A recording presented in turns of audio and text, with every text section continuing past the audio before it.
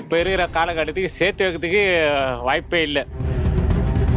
எனக்கு என்னால் சேர்க்க முடியும். எவ்வளோ கடன் வாங்குறது, எவ்வளோ போகிறது, எவ்வளோ முதல் போட்டாலும் எங்கே தான் போகுதுன்னு தெரில. இஎம்ஐ வாங்குறது வந்து கடன் தானே, திருப்பி நம்ம தானே கட்டணும். அதை பாப்கார்ன் செலவே வந்து நீங்க ஒரு மூவி பார்த்துட்டு வரலாம். நாங்கள் இப்போதைக்கு பேங்க் பேலன்ஸ்னு எதுவுமே நாங்கள் வச்சுக்கிறதும் கிடையாது. இல்லைன்னா கடன் வாங்கி தான் நாங்கள் இப்போதும் செலவு பண்ணுறோம். 1000 ரூபாய் சம்பளம் வாங்கினா 500 ரூபாய்க்கு 700 ரூபாய்க்கு பொருள் போகுது. தயவு செய்து ஏடிஎம் கார்டை அம்மா கையில் கொடுத்துருங்க. நீ 10,000 ரூபா 10,000 செலவு பண்ண அதுக்கு என்ன நடக்குது? நீ 12,000 செலவு பண்ண என்ன பண்ண முடியும்?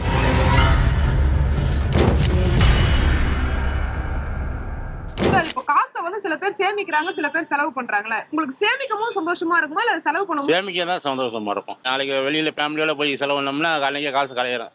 சேர்த்து வச்சு ஒரு அமௌண்ட் நினைஞ்சோம்னா அதில் ஒரு வீடு வாங்கலாம், ஒரு சொந்தமாக பிஸ்னஸ் பண்ணி என்ன பண்ணலாம், ஆஸ்பத்திரி செலவு பெரிய போது அது இருக்கு, சேஃப்டிக்கு இருக்குன்னு சொல்லி நமக்கு நல்லா ஒரு பயம் இல்லாமல் தைரியமாக இருக்கலாம். சேர்த்து வைக்கிறது தான் நல்லது, பெரியவங்க அதான் சொல்லிக்கிறாங்க. இப்போ இருக்கிற காலகட்டத்துக்கு சேர்த்து வைக்கிறதுக்கு வாய்ப்பே இல்லை. சேமிக்கிறதும் கரெக்ட் தான். அதுக்கு செலவு வந்தால் செலவு பண்ணி தானே ஆகணும். என்ன பண்ணோம்? எனக்கு என்னால் சேர்க்க முடியும். எவ்வளோ கடன் வாங்குறது, எவ்வளோ போகிறது, எவ்வளோ முதல் போட்டாலும் எங்கே தான் போகுதுன்னு தெரில. செலவு பண்ணுறது நல்லதா? யார் சொல்லுது? இல்ல கேக்குறேன். இருந்தா தான் செலவு பண்ணுவீங்க. சேமிச்சா தான் செலவு பண்ண முடியும். சேமிப்பில் செலவு பண்ண முடியாது. அது இருந்தால் தானே இன் ஃபியூச்சரில் என் ஏஜுக்கு வரும்போது யூஸ்ஃபுல்லாக இருக்கும். நான் இன்னைக்கு சேர்த்து வச்சதுனால இன்னைக்கு அனுபவிக்கிறோம். அதனால சேமிப்புங்கிறது கண்டிப்பாக இருக்கணும். வர்ற வருமானத்தையும் சேவ் பண்ண முடியாது. இப்போ அந்த நிலைமையில தானே நாங்கள் எல்லாரும் இருக்கிறோம். இப்போ நான் ஓட்டுறது வாடகை வண்டி, வர்ற வருமானம் வீட்டு செலவுல இருந்து வாங்குற கடன் தண்டல் அந்த மாதிரி தான் நாங்கள்லாம் கட்டிட்டு இருக்கிறோம். நாங்கள் இப்போதைக்கு பேங்க் பேலன்ஸ்னு எதுவுமே நாங்கள் வச்சுக்கிறதும் கிடையாது. அன்னன்னைக்கு வருமானம் 1000 ரூபான்னா அந்த 1000 ரூபாய் எல்லாத்துக்கும் கரெக்டாக இருக்கும். இல்லைன்னா கடன் வாங்கி தான் நாங்கள் இப்போதும் செலவு பண்ணுறோம். அதனால சேவிங்ஸ்ன்னு சொல்றது வந்து பண்றவங்களுக்கு ஓகே, ஆனால் எங்களை மாதிரி ஆட்களுக்கு சுத்தமாக கிடையாது. சேவ் பண்ணிட்டு செலவு பண்றது இன்னும் பெட்டரா இருக்கும்னு நினைக்கிறேன். நான் ரொம்ப எக்ஸ்பென்ஸ் அதிகமா ஆகுது, அதுக்கு கண்டிப்பா ப்ராஃபிட் கண்டிப்பா முக்கியம். ஒர்க் பண்ணலனாலுமே அவங்கள டிபெண்ட் பண்ணி இருக்க வேண்டியதா இருக்குல்ல. சேவிங்ஸ் இருக்கும் போது கொஞ்சம் நிறைய எக்ஸ்பென்ஸ் பார்க்கலாம். சேவிங்ஸ் இல்லாதப்போ எக்ஸ்பென்ஸ் லோ பண்ணும்போது லீட் பண்றது கொஞ்சம் கஷ்டமா இருக்கு. சேமிக்ஸாக தான் செலவு பண்ண முடியும். ஏன்னா ஃபியூச்சர் எதிர்காலங்களில் பல திட்டங்கள் நம்ம வச்சிருப்போம். அது மட்டும் இல்லாமல் ஒரு வீடு வாங்கணும், ஒரு காரு வாங்கணும், இதெல்லாம் அத்தியாவசியமான பொருள். இதுக்கு நம்ம சேமிக்கணும், செலவும் பண்ணணும். ஒரு பிச்சைக்காரன் கூட வரலாம், ஏமா இருந்தால் சாப்பாடு கொடுன்னுவான், அவனுக்கு போட்டு தானே ஆகணும். சேமிக்கிறதுலாம் முடியாதுடா. நீங்க வேலை செய்றீங்க, உங்களுக்கு கம்மி சம்பளம் இருக்கும்போது சந்தோஷமா இருந்தீங்களா இல்ல அதிக சம்பளம் வரும்போது சந்தோஷமா இருக்கீங்களா? கம்மி சம்பளம் இருக்கு சொல்ல சந்தோஷமா இருந்தேன். இன்னைக்கு அதிகமாக சம்பளம் வந்தால் பொருள் வாங்க முடியல. விலைவாசி அந்த மாரி ஆயிடுச்சு. இப்போ 1000 ரூபாய் சம்பளம் வாங்கினா 500 ரூபாய்க்கு 700 ரூபாய்க்கு பொருள் போகுது. ஹாப்பின்னு சொல்லும்போது கொரோனாவுக்கு முன்னால் கம்மி சம்பளம் வாங்கினாலும் ஹாப்பியாக இருந்தோம். கொரோனாவுக்கு பிறகு அந்த 2 ஆண்டு காலகட்டங்களில் தமிழ்நாடே ஒட்டுமொத்தமாக சந்தோஷத்தை இழந்துட்டு. அதிக சம்பளம் தான் எனக்கு சந்தோஷமா.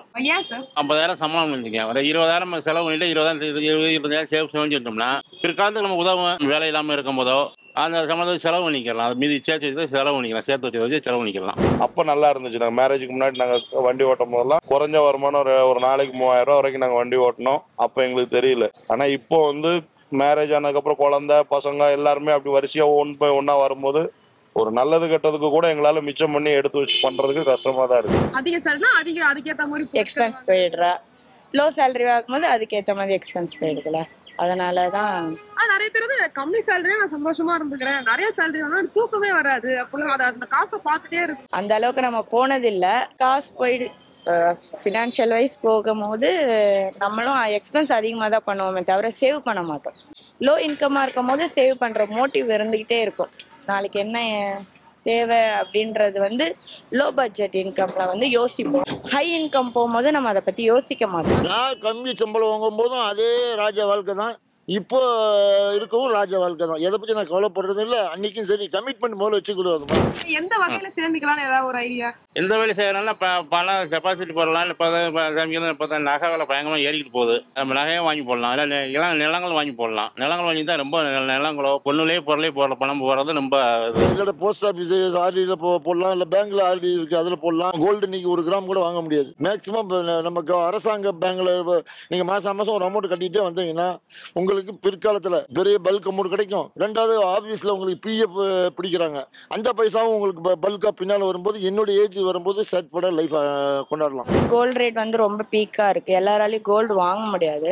பட் வந்துட்டு பேங்க்ல வந்து நிறைய இந்த பீஸ் அந்த மாதிரிலாம் சொல்ற போது அதுல இன்வெஸ்ட் பண்ணலாம். ஸ்கூல் ஃபீஸ் அந்த மாதிரி போகும்போது ரொம்ப ஃபீஸ் ரொம்ப அதிகமா இருக்கு. ஃபீஸுக்கு நம்ம என்ன பண்ணலாம்னா மந்த்லி சேவிங்ஸ் அந்த மாதிரி ஆர்டி போஸ்ட் ஆஃபீஸ்ல நிறைய இருக்கு. இப்போ நம்ம மந்த்லி ஒரு 2000 சேவ் பண்ணாலே இயர்லி ஃபீஸ் கட்டுற மாதிரி தான் இருக்குது. நாங்களும் அந்த பாலிசி தான் யூஸ் பண்ணுறோம். ஸோ அது பார்த்துக்கலாம். டே டு டே எக்ஸ்பென்ஸ் கொஞ்சம் குறைச்சிக்கலாம். இப்போ என்கிட்ட காசு இல்லை, ஆனால் இவங்க வந்து அதை வச்சிருக்காங்க. என்கிட்ட காசு இல்லைனாலும் பரவாயில்ல, நான் வந்து இஎம்ஐ போட்டு அந்த பொருளை வாங்கிக்கிறேன்னு சொல்றாங்க. அதை பற்றி நினைக்கிறேன். அதுதான் ரொம்ப தப்பு. கஷ்டப்பட்டு நம்ம 10 ரூபாய் இருந்தால் வாங்கி வச்சுக்கலாம். ஏன் கடன் வாங்கி வைக்கணும்? கடன் வாங்கி எல்லாம் ஆடம்பரம் பண்ணவே தேவையில்லை. இஎம்ஐ வாங்குறது வந்து கடன் தானே, திருப்பி நம்ம தானே கட்டணும். அதை கட்டுறதுக்கு உண்டான வருமானம் நம்ம கிட்ட இல்ல. நான் இஎம்ஐ எடுக்கிறேன்னா எனக்கு கட்டுற தகுதி இருக்கணும். அது இல்லைன்னா நான் வாங்குறதே வேஸ்ட் தானே. அப்ப நான் அந்த கடனா வந்து கடன்காரனா வந்து கேட்கும் போது நான் தானே பதில் சொல்லணும். அதுக்கு என்ன வருமானமே இல்லாம நான் வாங்குறது வேஸ்ட். இஎம்ஐ போனா தேவையில்லாம நம்ம கிரெடிட் யூஸ் பண்றது வந்து ரொம்ப தேவையில்லாத செலவு. அவங்களால ஃபினான்ஷியல் நம்மளோட பேக்ரவுண்ட் அஃபெக்ட் ஆகுதுல்ல. நம்ம கிட்ட என்ன இருக்கோ அதை வச்சு யூஸ் பண்றது இன்னும் ரொம்ப சேஃபா இருக்கும்னு நினைக்கிறேன். இஎம்ஐ இல்லாம இருக்கிறது பெட்டரான ஒரு ஐடியா. பொருள் வாங்குறாங்க, கட்ட முடியாத பொருள் கொடுத்தோம், பொருளை தூக்கி போடுறோம். உங்க கையில காசு இருந்தா அந்த பொருளை வாங்கு, இல்ல வாங்காத.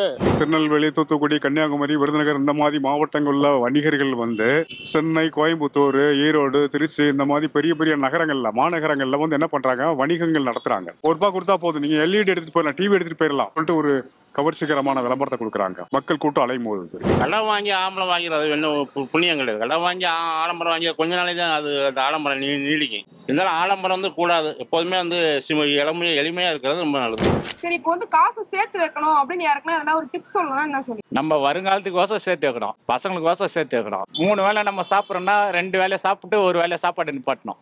அப்படிதான் சேர்த்து வைக்க முடியும். அதாவது சாப்பாடு கம்மி பண்ணுன்னு சொல்ல வரல. சாப்பாடு நம்ம வந்துட்டு இப்போ சொசைட்டில ரேஷன் கார்டில் கொடுக்குற அரிசி கூட நம்ம சாப்பிட்டு என்ன பண்ணலாம். பேங்க் இருக்கு, அம்மா அப்பாட்ட கொடுங்க. உங்களுக்கு சேமிச்ச பைசாவை அம்மா அப்பாட்ட கொடுத்து உங்களுக்கு தனி அக்கௌண்ட் ஓபன் பண்ண சொல்லுங்க. அதுல சேமிங்க. தயவு செய்து இந்த ஏடிஎம் கார்டை அம்மா கையில கொடுத்துருங்க, பாஸ்புக்கையும் அம்மா கையில கொடுத்துருங்க. வாங்க சம்பளத்தை வச்சு செலவு பண்ணது போக கொஞ்சமா சேமிச்சு வை. நீ 10,000 ரூபா 10,000 செலவு பண்ண அதுக்கு என்ன நடக்குது? நீ 12,000 செலவு பண்ண என்ன பண்ண முடியும்? ஒரு 8,000 செலவு பண்ணு, 2 ரூபாய் சேமிச்சு வை. அது மாதிரி தான் பண்ணணும். அது கவர்மெண்டா ஏதாவது முடிவு பண்ணாதான். நம்ம முடிவு எடுக்கிறதுக்கு ஒண்ணுமே இல்லை. எனக்கு வருமானம் இருந்தா நான் சேவ் பண்ணுவேன். எனக்கு வருமானமே இல்லை, இதுலதான் வரும்போது நான் வேற எந்த வேலைக்கு நான் 10 வேலை பார்த்தாலும் எனக்கு வருமானம் பத்தாது. இன்னைக்கு இருக்கிற இளைஞர்கள் என்ன சம்பளம் வருதோ அதுல உங்களுக்கு ஒரு பகுதியை எடுத்துட்டு மீதியே ஒரு பகுதியை சேமிப்பில் வச்சாதான் இன் ஃபியூச்சர்ல வரும். சேவ் பண்ணலன்னா கவர்மெண்ட் ஸ்கீம் தான் பெட்டர்ன்னு எனக்கு தோணுது. Post office, bank. இப்போ இந்த சீட்டுலாம் அதெல்லாம் வந்து வேஸ்ட். நிறைய பேர் பாப்கார்ன் செலவே வந்து நீங்க ஒரு மூவி பார்த்துட்டு வரலாம். நம்மளுக்கு தேவை மூவின்னும் போது அது போடலாம். நம்ம லக்ஸுரி லைஃப்னு போகும்போது தானே எக்ஸ்பென்ஸ் அதிகமாகுது. என் ஆசையும் நிறைவேற்றிக்கணும், நான் அதுக்கான இதையும் பார்க்கணும்னா எதுல செலவு பண்ணணும்னு ஃபர்ஸ்ட் நம்மளுக்கு தெரியும், ஐடியா இருக்கணும். தென் வந்துட்டு அதை எப்படி யூஸ் பண்ணணும்னு ஐடியா இருக்கும். அதுதான் பெட்டரான ஆப்ஷனா இருக்கும். ஏமாத்திடுறாங்க. சின்ன வயசுல இருந்து எப்படி காசு சேவ் பண்ணலாம்னு சொல்லி கொடுக்கறது வந்து நல்ல விஷயம். அது வந்து உண்மையிலே இப்போ உள்ள பசங்களுக்கு என்ன தெரியாதுல்ல. அப்பா கொடுக்குறாரு செலவு பண்றாங்க, அம்மா கொடுக்குறாங்க செலவு பண்றாங்க. அப்பா அம்மா என்ன கஷ்டப்படுறாங்கன்றத அவங்களுக்கு உணர்த்தினா அது நல்ல விஷயம். பிக்கி பேங்க் தான் பெஸ்ட். இப்போ இவங்களுக்கு வந்து 3 இயர்ஸ் ஆகுது, பிக்கி பேங்க் வச்சிருக்காங்க. அவங்க பர்த்டே கேக்கே நாங்கள் அதுல இருந்து தான் வாங்குவோம். ஃபினான்ஷியல் வைஸ் ஓகே தான், பட் இருந்தாலும் நம்ம சொல்லி கொடுக்கும் போது இப்போ அவங்க ஸ்கூல் டைம்ல ஒரு ஸ்டேஷனரி ஐட்டம்ஸ் வேணும்னா கூட அதுல இருந்து தான் நீங்க எடுக்கணும். அதுல இருந்தா நாங்க நீங்க கேட்கறத டிமாண்ட் பண்ணி நாங்க வாங்கி தருவோம். இல்லைன்னா நாங்க என்ன வாங்கி தருவோமோ அதை நீங்க யூஸ் சொல்லி கொடுத்துருக்கீங்க. பெஸ்ட் இல்ல. ஒரு கேர்ள் பேபியை லீட் பண்ணோம்னா அவங்க ஒரு ஃபேமிலி லீட் பண்றாங்கல்ல. 1ஆம் கிளாஸ் படிக்கிறீங்க, 2ஆம் கிளாஸ் படிக்கிறீங்கன்னா இப்போல இருந்து நான் சொன்ன மாதிரியே போட்டுட்டே வாங்க அமௌண்ட். காலேஜ் போய் முடிக்கிற தனியாக அந்த பைசா எடுக்காதீங்க. அந்த காலேஜ் முடிஞ்ச உடனே அந்த பேங்க் பாஸ்புக் அம்மாட்ட இருந்து வாங்கி பாருங்க. லட்சக்கணக்கில் காசு அதில் இருக்கும். அதை வச்சு நீங்க அடுத்தவன்கிட்ட போய் அடிமையாக வேலை செய்யணுமா இல்ல சொந்த வேலை செய்யணுமா, யூ ஆர் டிசைட்.